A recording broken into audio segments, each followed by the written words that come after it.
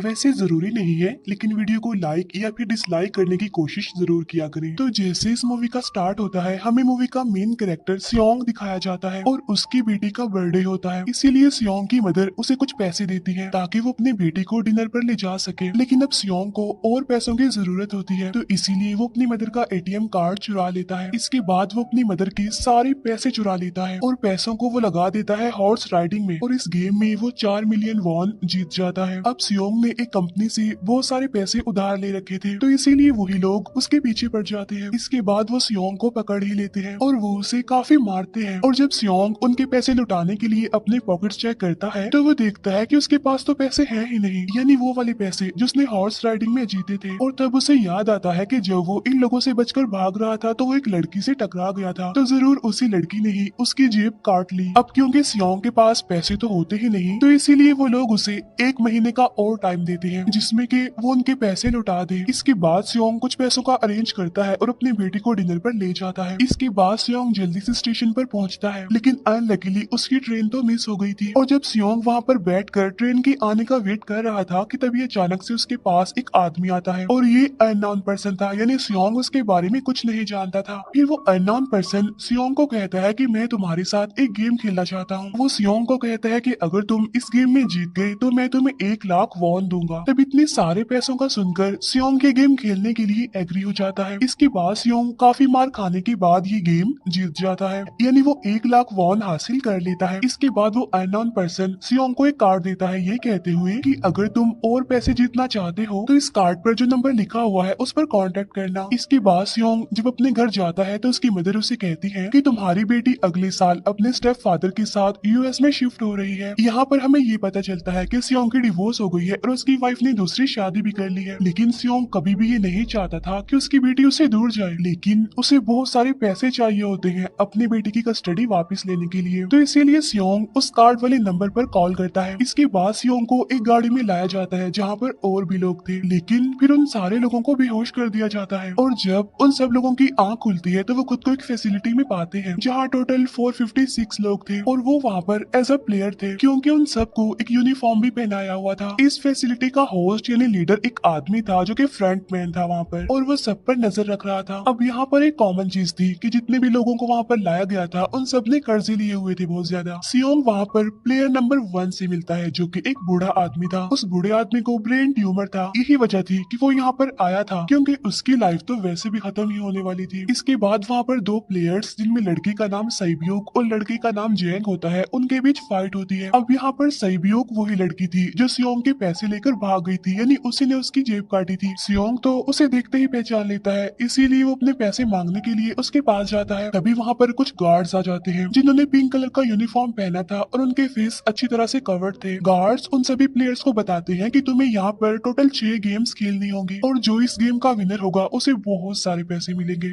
इसके बाद उन सबसे एक कॉन्ट्रैक्ट पर साइन करवाया जाता है, और इस कॉन्ट्रैक्ट के 3 मेन रूल्स थे। पहला रूल ये कि कोई भी प्लेयर अपनी मर्जी से गेम को छोड़कर नहीं जा सकता। दूसरा रूल ये होता है कि जो भी प्लेयर खेलने से मना करेगा तो उस प्लेयर को एलिमिनेट कर दिया जाएगा, और उनके मुताबिक एलिमिनेट का मतलब क्या था ये तो हम आगे ही जानेंगे। गेम का तीसरा रूल ये था कि अगर मेजोरिटी इस गेम को खेलना नहीं चाहती तो वो इस गेम को छोड़कर जा सकते हैं। इसके बाद उन सबको गेम के लिए ले जाया जाता है। अब यहाँ पर सियोंग अपने क्लासमेट सैंगवू से भी मिलता है जो कि उसे बचपन से जानता था। सियोंग उसे वहाँ पर देखकर काफी हैरान होता है क्योंकि वो तो किसी बिजनेस के लिए आउट ऑफ कंट्री चला गया था। अब पहले गेम के लिए वहाँ पर एक काफी बड़ी डॉल थी, और इस गेम का रूल काफी सिंपल था, और वो ये था कि डॉल जब भी गाना गाएगी उन सबको आगे बढ़ना है, और जैसे ही वो गाना गाना बंद करेगी तो उन सबको रुक जाना है और मूव नहीं करना है, और अगर कोई हिल गया तो उसे एलिमिनेट कर दिया जाएगा। अब स्टार्टिंग में तो ये सब कुछ उन्हें किसी प्रैंक की तरह लग रहा था, लेकिन जब एक लड़का हिल जाता है तो उसे शूट करके मार दिया जाता है, और यही होता है एलिमिनेट का मतलब, यानी उन्हें मार दिया जाएगा। अब ये देखकर वो सारे लोग काफी घबरा जाते हैं, और उन्हें पता चल चुका था कि वो खतरे में है, इसीलिए लोग डरते हुए पैनिक करते हुए इधर उधर भागने लगते हैं।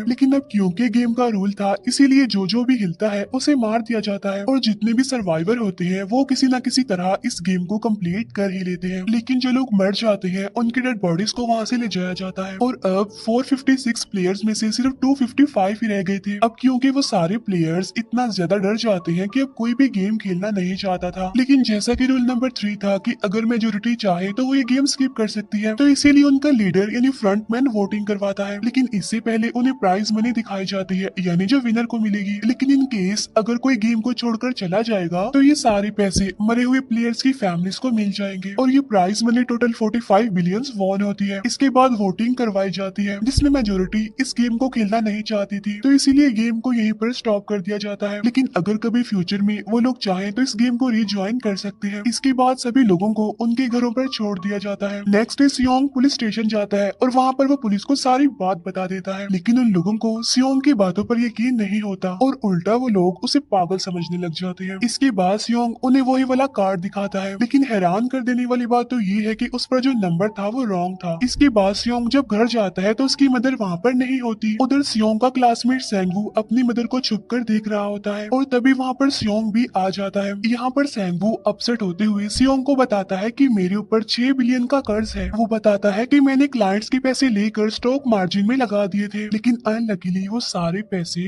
डूब गए। और तभी सियोंग के पास हॉस्पिटल से कॉल आती है। सियोंग की मदर का पाँव काफी इंजर्ड था, लेकिन डायबिटीज का ट्रीटमेंट ना होने की वजह से उनकी चोट और ज्यादा बढ़ गई। तब डॉक्टर सियोंग को बताते हैं कि तुम्हारी मदर का ट्रीटमेंट हो सकता है, लेकिन इसके लिए हमें इनका पाँव काटना होगा। लेकिन इस ऑपरेशन में बहुत सारे पैसे लगने वाले थे। लेकिन जाहिर सी बात है सियोंग के पास इतने पैसे तो होते नहीं। इवन उसने तो अपनी मदर के इंश्योरेंस के पैसे भी उड़ा दिए थे। तब इसीलिए सियोंग पैसे मांगने के लिए अपनी वाइफ के पास जाता है, लेकिन उसकी वाइफ उसे पैसे देने से इनकार कर देती है। फिर उसकी वाइफ अपने हस्बैंड को बताती है कि सियोंग आया था पैसे मांगने के लिए और तभी उसका हस्बैंड सियोंग को पैसे देने आता है। साथ साथ उसे ये भी कहता है कि मेरी फैमिली से दूर रहो। लेकिन सियोंग उसे मारने लगता है और तभी उसकी बेटी भी वहाँ पर आ जाती है। इसके बाद सियोंग का एक फ्रेंड अपने बॉस के पास पैसे मांगने जाता है, लेकिन उसका बॉस उसे पैसे देने से मना कर देता है, तो इसीलिए उन दोनों के बीच फाइट होने लगती है। इस फाइट के दौरान उसके बॉस का हाथ मशीन में आ जाता है, तो मौके का फायदा उठाकर सियोंग का फ्रेंड पैसे लेकर वहाँ से भाग जाता है। फिर इसके बाद सियोंग का फ्रेंड अपने घर आकर अपनी वाइफ को कहता है कि पहली फ्लाइट लो और जाओ यहाँ से। इसके बाद सईब्यूक एक एजेंट से मिलती है क्योंकि उसने अपनी मदर को नॉर्थ एरिया से साउथ एरिया में लाना था। सईब्यूक वही लड़की जिसने सियोंग की जेब काटी थी, लेकिन यहाँ अपनी मदर को लाने के लिए सईब्यूक को बहुत सारे पैसों की जरूरत थी। अब सईब्यूक का एक छोटा भाई भी होता है जिससे उसने प्रॉमिस किया होता है कि मैं मदर को जरूर ले आऊंगी। इसके बाद हमें एक ऑफिसर दिखाया जाता है और इस ऑफिसर का भाई कुछ टाइम से मिसिंग था, इसीलिए वो ऑफिसर अपने भाई के घर जाता है, जहाँ उसे पता चलता है कि उसका भाई तो पिछले कुछ दिनों से अपने घर पर भी नहीं आया। और जब वो ऑफिसर घर को चेक कर रहा होता है तो उसे एक कार्ड मिलता है वहाँ पर, और इस ऑफिसर ने सेम ऐसा ही कार्ड पुलिस स्टेशन में सियोंग के पास भी देखा था, तो इसीलिए वो ऑफिसर सियोंग के पास जाकर उससे इस बारे में पूछता है, लेकिन सियोंग उसे कुछ नहीं बताता। इसके बाद सियोंग जब अपने घर जाता है तो उसे वो कार्ड दोबारा मिल जाता है वहाँ पर। अब सियोंग डिसाइड करता है कि वो दोबारा से उस गेम को ज्वाइन करेगा, इसीलिए सभी प्लेयर्स को एक शिप के पास ले जाया जाता है। इधर ही वो ऑफिसर भी गाड़ियों का पीछा करते हुए उस शिप तक आ जाता है। वो एक गार्ड को मारकर उसे पानी में फेंक देता है। इसके बाद उन सभी प्लेयर्स को एक आइलैंड पर मौजूद फैसिलिटी में लाया जाता है। अब यहाँ पर उन्हें जरा भी अंदाजा नहीं था कि अगला गेम कौन सा होगा और उसे कैसे खेला जाएगा। इसके बाद वो लोग अपनी अलग अलग टीम्स बना लेते हैं। रात को सईब्यूक और उसकी फीमेल फ्रेंड वॉशरूम जाते हैं। यहाँ पर सईब्यूक गार्ड्स की नजरों से बचते हुए उस फैसिलिटी को एक्सप्लोर करने लगती है। तभी वो देखती है कि गार्ड्स बड़े बड़े बर्तनों में कुछ बना रहे हैं,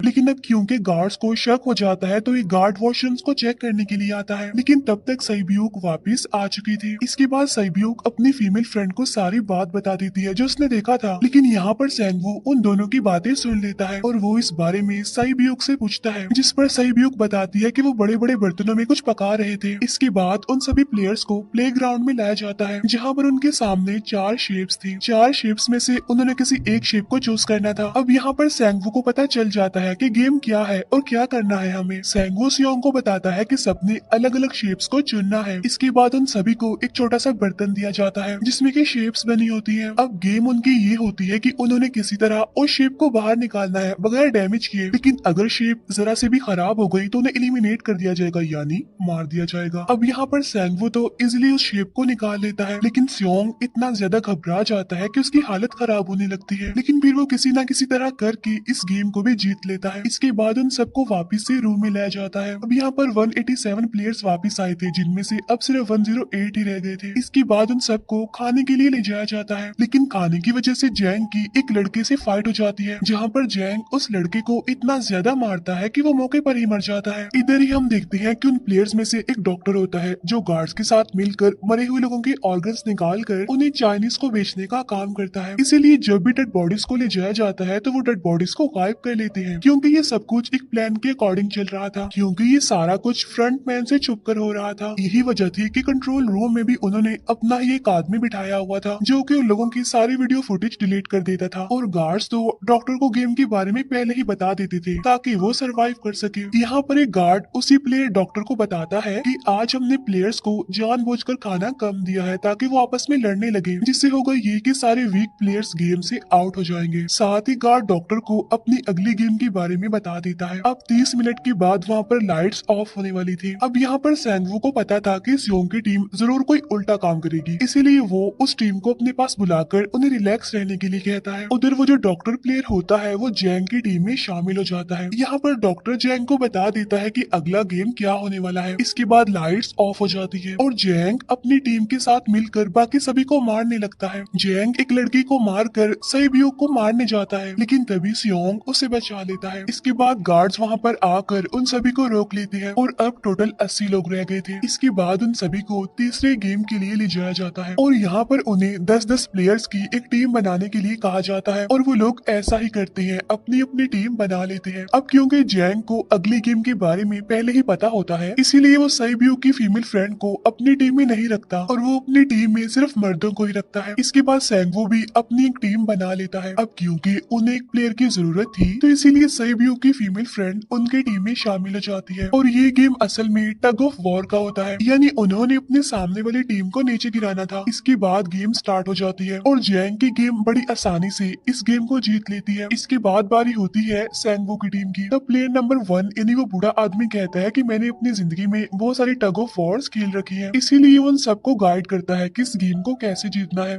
तो इसीलिए वो लोग किसी न किसी तरह करके इस गेम को जीत जाते हैं। फिर दिखाया जाता है कि 30 मिनट के बाद दोबारा से लाइट्स ऑफ हो जाएंगी, जिस पर सेंगवू उन सबको कहता है कि रेडी रहना। तो इसीलिए वो डिसाइड करते हैं कि एक एक करके हम पहरा देंगे। अब जैंग की टीम में एक से बढ़कर एक चालाक प्लेयर था, तो इसीलिए जैंग को डर होता है कि कहीं उसकी टीम उसे ही साइड पर ना लगा दे, यानी उसे ही अपने रास्ते से ना हटा दे।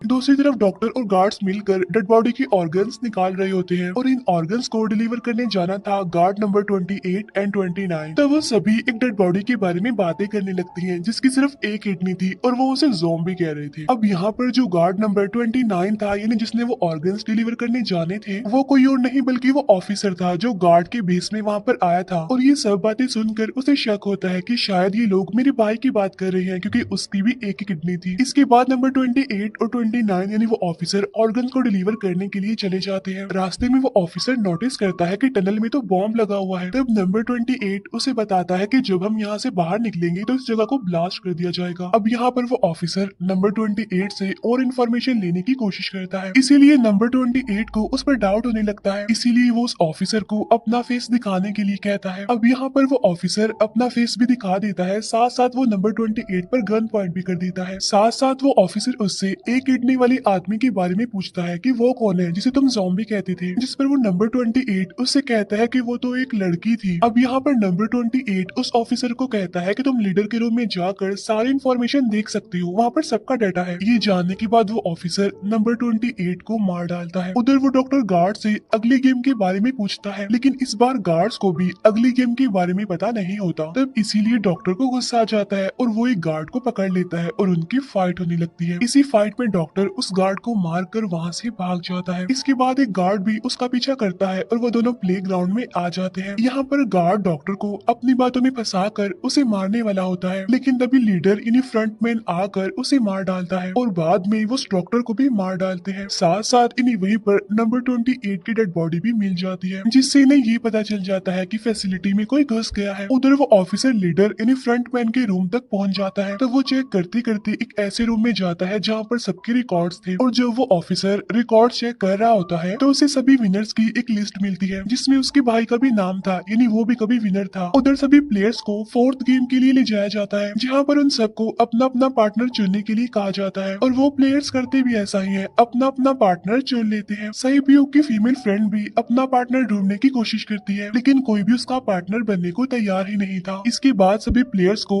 10-10 मार्बल्स दिए जाते हैं। असल में ये गेम ऐसी होती है कि एक प्लेयर को अपने पार्टनर से सारे मार्बल्स लेने होते हैं बगैर कोई जोर जबरदस्ती किए, और जो दूसरा पर्सन होगा यानी जिसके पास मार्बल्स नहीं होंगे उसे मार दिया जाएगा। फिर सैंगवू और सियोंग का फ्रेंड ऑड और इवन का गेम खेलते हैं, जिसमें कि उन्होंने गेस करना था कि सामने वाले के हाथ में कितने मार्बल्स हैं। अब यहाँ पर सियोंग का फ्रेंड सैंगवू के सारे मार्बल्स जीत जाता है, जिसकी वजह से लास्ट में सैंगवू के पास सिर्फ एक ही मार्बल बचता है। अब क्योंकि सैंगवू को पता चल चुका था कि अब वो बच नहीं पाएगा, इसीलिए वो सियोंग के फ्रेंड को अपनी बातों में फंसा कर उसे ये यकीन दिलाता है कि अगर हम में से कोई भी हार गया तो हारे हुए लोगों का मैच दोबारा करवाया जाएगा। अब यहाँ पर सैंगवू धोखे से सियोंग के फ्रेंड के सारे मार्बल्स चेंज कर देता है। इसके बाद सैंगवू मार्बल्स लेकर गार्ड को दे देता है और वहाँ से बाहर चला जाता है, और जब सियोंग का फ्रेंड मार्बल्स चेक करता है तो वहाँ पर पत्थर होते हैं। उधर प्लेयर नंबर 1 यानी उस बूढ़े आदमी की हालत खराब हो रही थी, इसीलिए वो तो इधर उधर घूम रहा था, लेकिन सियोंग किसी तरह उसे खेलने के लिए एग्री कर लेता है। अब यहाँ पर वो दोनों यानी वो बूढ़ा आदमी और सियोंग भी इवन आउट खेलते हैं। अब इनमें से वो बूढ़ा आदमी सियोंग के सारे मार्बल्स जीत जाता है, लेकिन लास्ट राउंड में वो बूढ़ा आदमी भूल जाता है कि उसने क्या चूज किया था, तो यहाँ पर सियोंग उसी बातों में फंसा कर उसके सारे मार्बल्स ले लेता है। लेकिन यकीन मानिए कि वो बूढ़ा आदमी काफी चालाक था, उसने एक मार्बल अपने पास ही रखा हुआ था और वो दोबारा से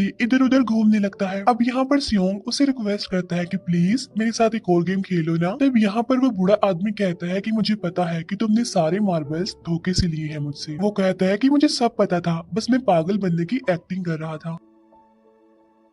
तब ये सुनकर सियोंग को उस पर तरस आ जाता है और वो उसे ही सारे मार्बल्स दे देता है। उसके बाद सहीब्यूक और उसकी फीमेल फ्रेंड भी गेम खेल रही होते हैं। उनकी गेम ये होती है कि जो मार्बल्स को दीवार के ज्यादा करीब फेंकेगा वही जीतेगा। पहले सहीब्यूक अपने मार्बल्स फेंकती है, लेकिन जब सहीब्यूक की फ्रेंड की बारी आती है तो वो अपने सारे मार्बल्स फेंक देती है। लेकिन जब सहीब्यूक ये देख लेती है तो वो अपने फ्रेंड को दोबारा फेंकने के लिए कहती है, जिस पर उसकी फ्रेंड कहती है कि नहीं सहीब्यूक, मैं बिल्कुल अकेली हूँ, मेरे पीछे तो कोई भी नहीं है, लेकिन अगर तुम्हें कुछ हो गया तो ये अच्छी बात नहीं है, तुम्हारे पीछे तुम्हारा छोटा भाई है, तुम्हारा वेट कर रहा है वो। और इसी वजह से सहीब्यूक की फ्रेंड को मार दिया जाता है। इसके बाद उन सबकी डेड बॉडीज को वहाँ से ले जाया जाता है। इसके बाद वो सब वापिस से रूम में आ जाते हैं। यहाँ पर जैंग देखता है कि सहीब्यूक की वो वाली फ्रेंड तो अभी तक जिंदा है, जो कि बड़ी आराम से बैठी हुई थी। अब यहाँ पर हमें पता चलता है कि सहीब्यूक की ये वाली फ्रेंड जैंग की भी फ्रेंड थी, लेकिन अब क्योंकि उन दोनों के बीच किसी बात को लेकर क्लैश चल रहा था, तो इसीलिए जैंग की वो फ्रेंड उसे बुली करने लगती है। इसके बाद फ्रंटमैन को एक डेड बॉडी के पास उस ऑफिसर का आईडी कार्ड मिल जाता है। तभी फ्रंटमैन को पता चलता है कि उसके सारे वीआईपीस आ चुके हैं, तो इसीलिए फ्रंटमैन उन्हें लेने के लिए चला जाता है। फिर सारे वीआईपीस को उनके रूम में लाया जाता है। इसके बाद फ्रंटमैन वीआईपीस के आने के बारे में एक और आदमी को जाकर बताता है, और यही आदमी मेन होता है, और ये कौन होता है हम ये आगे जानेंगे। फिर नेक्स्ट डे उन सबको 5वें गेम के लिए लाया जाता है, जहाँ पर 1 से लेकर 16 तक नंबर पड़े होते हैं, और वो सभी प्लेयर्स अपना अपना नंबर ले लेते हैं। नंबर का मतलब ये था कि जो नंबर भी एक प्लेयर पर आएगा उसके मुताबिक ही उसकी बारी आएगी। अब यहाँ पर लास्ट में पहला और आखिरी नंबर रह जाता है, यानी 1 और 16। तो यहाँ पर सियोंग कंफ्यूज हो जाता है कि उसे कौन सा नंबर चूज करना चाहिए। अगर उसने पहला नंबर लिया तो वो फंसेगा और मरेगा, क्योंकि उसे नहीं पता कि गेम क्या है, और अगर लास्ट नंबर लेगा तो क्या पता उसकी बारी ही ना आई, टाइम कम रह जाए। और तभी वहाँ पर एक आदमी आ जाता है और वो सियोंग को कहता है कि मुझे पहला नंबर चाहिए, क्योंकि मैं अपनी जिंदगी में कभी भी फर्स्ट नंबर पर नहीं आया। फिर इसके बाद उन्हें गेमिंग रूम में लाया जाता है। अब इस गेम का रूल ये होता होता है कि दिए हुए टाइम में उन्हें ब्रिज की दूसरी साइड पर जाना है। अब इसके बीच में दो तरह के ग्लास लगे होते हैं, एक तो होता है आम ग्लास और एक होता है टेम्पर्ड ग्लास। आम ग्लास पर पाँव रखते ही वो टूट जाएगा और वो लोग नीचे गिर जाएंगे। इसके बाद गेम स्टार्ट हो जाता है और वो लोग एक एक करके मरने लगते हैं। फिर एक टाइम ऐसा आता है जब जैंग सबके सामने होता है और वो आगे ही नहीं बढ़ रहा होता। अब उनके पास एक ही रास्ता था,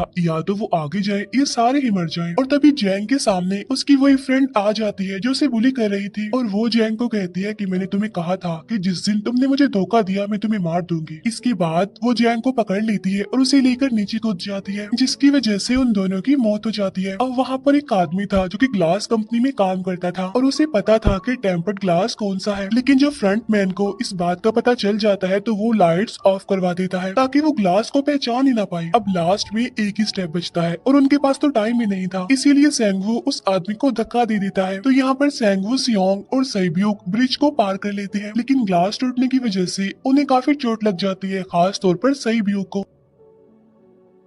उधर उस ऑफिसर ने एक सर्वेंट को मारकर उसकी जगह खुद ले ली थी। अब एक वीआईपी को उस ऑफिसर पर शक होता है और वो उसे कहता है कि अपना मास्क रिमूव करो, लेकिन वो ऑफिसर कहता है कि ठीक है, लेकिन मैं अंदर जाकर अपना मास्क रिमूव करूंगा। इसके बाद वो ऑफिसर उस वीआईपी को लेकर अंदर चला जाता है। अंदर जाकर वो ऑफिसर उस वीआईपी को बेहोश कर देता है और इस बात का पता फ्रंट मैन को चल जाता है, इसीलिए फ्रंट मैन उसके पीछे जाता है और वो उस ऑफिसर को देख लेता है, इसीलिए वो ऑफिसर वहाँ से भागकर आइलैंड पर आ जाता है। फ्रंट मैन भी उसका पीछा करते हुए वहाँ पर आ जाता है। अब यहाँ पर वो ऑफिसर अपने सीनियर्स को कॉल करने की कोशिश करता है, लेकिन कॉल कट हो जाती है। फिर वो ऑफिसर उन्हें सारे सबूत भेजता है, लेकिन वहाँ पर नेटवर्क नहीं था। इसके बाद फ्रंट मैन ऑफिसर को पकड़ लेता है और उसे उनके साथ चलने के लिए कहता है, लेकिन वो ऑफिसर तो उस फ्रंट मैन पर गोली चला देता है। इसके बाद फ्रंट मैन अपना मास्क उतार देता है, तो वो ऑफिसर देखता है कि वहाँ पर कोई और नहीं बल्कि उसका अपना भाई है वो। इसके बाद ऑफिसर का भाई यानी फ्रंट मैन उसे शूट कर देता है और वो जाकर पानी में गिरता है। उधर ग्लास लगने की वजह से सैब्यूक काफी इंजर्ड हो गई थी और उसका बहुत सारा खून भी बह रहा होता है। इसके बाद तीनों सर्वाइवर्स को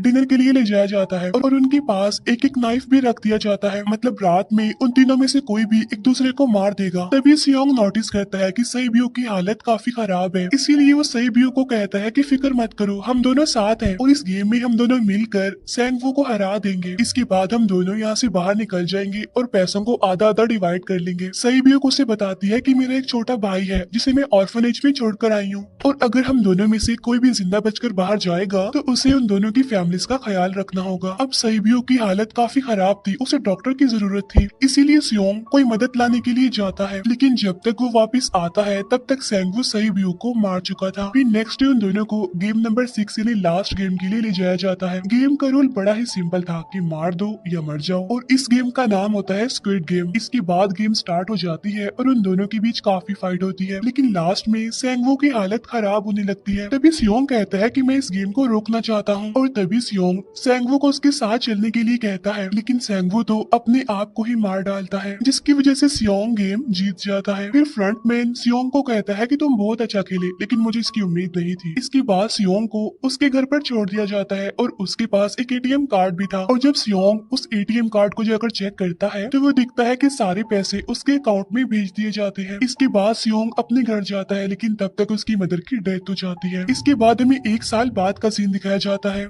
जहाँ पर हम देखते हैं कि सियोंग की हालत काफी खराब हो गई है, यानी वो अब काफी नशा करने लग गया है और उसने अब तक उन पैसों को हाथ तक नहीं लगाया। एक दिन एक फूल बेचने वाली औरत सियोंग के पास आती है और वो उसे सेम वैसा ही कार्ड देती है जिसमें एक एड्रेस लिखा हुआ था, और फिर सियोंग उस एड्रेस पर जाता है जहाँ पर उसे पता चलता है कि ये सारा किया धरा किसी और का नहीं बल्कि उस बूढ़े का है, प्लेयर नंबर 1 का, और वो अभी भी जिंदा है। यहाँ पर वो बूढ़ा आदमी सियोंग को बताता है कि मैं अपनी लाइफ से बोर हो चुका था और ये सारी गेम मैंने अपने क्लाइंट्स के साथ मिलकर बनाई ताकि मैं लोगों को मरता हुआ देखकर एंजॉय कर सकूं, लेकिन हाँ, हमने किसी को मजबूर नहीं किया था ऐसा करने के लिए, और मैंने गेम में इसीलिए पार्टिसिपेट किया क्योंकि गेम देखने से ज्यादा उसे खेलने में मजा आता है। वो कहता है जो पैसे तुम्हारे पास है वो मेरे ही हैं, और ये कहते ही उस बूढ़े आदमी की मौत हो जाती है। इसके बाद सियोंग सैब्यूक के छोटे भाई के पास जाता है और उसे लेकर वो जाता है सेंगवू की मदर के पास, और वो सेंगवू की मदर को कहता है कि इस बच्चे का ख्याल रखना, साथ साथ वो उसे एक बैग भी देता है जिसमें बहुत सारे पैसे होते हैं। इसके बाद सियोंग स्टेशन पर जाता है जहाँ पर उसे वही अननोन पर्सन मिलता है जो कि उसे मूवी के स्टार्ट में भी मिला था। यहाँ पर सियोंग उसका पीछा भी करता है, लेकिन तब तक वो भाग चुका था। फिर सियोंग उस कार्ड वाले नंबर पर कॉल करता है और वो पूछता है कि तुम लोग कौन हो और लोगों के साथ ऐसा क्यों कर रहे हो, क्यों खेल रहे हो लोगों की जिंदगी से। लेकिन आगे से उसे रिस्पॉन्स आता है कि सियोंग, अगर तुमने जिंदा बचना है तो प्लेन में चढ़ जाओ। और इसी के साथ ही मूवी यहीं पर एंड हो जाती है।